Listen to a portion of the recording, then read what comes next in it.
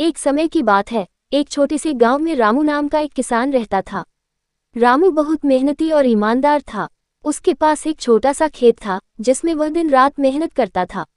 लेकिन किस्मत ने हमेशा उसका साथ नहीं दिया। कई बार सूखा पड़ता तो कभी बारिश इतनी हो जाती कि उसकी फसल बर्बाद हो जाती। एक दिन रामू बहुत परेशान था। उसके पास अगले सीजन के लिए बीज खरीदने के भी पैसे नहीं थे।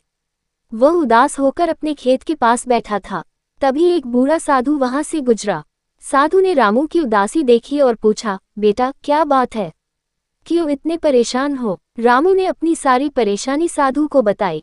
साधु ने उसकी बात ध्यान से सुनी और अपनी झोली से एक चमकता हुआ बीज निकाला।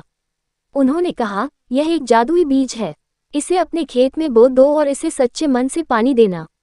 लेकिन याद रखना, इसे लालच से मत देखना। रामू ने बीज लिया और साधु को धन्यवाद दिया।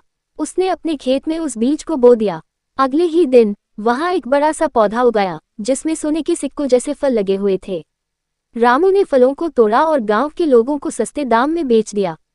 धीरे धीरे उसकी गरीबी दूर होने लगी। लेकिन जैसे जैसे समय बीता, रामू के मन में लालच आ गया। उसने सोचा, अगर मैं इस पौधे को दिन रात पानी दूं तो यह और ज्यादा फल देगा।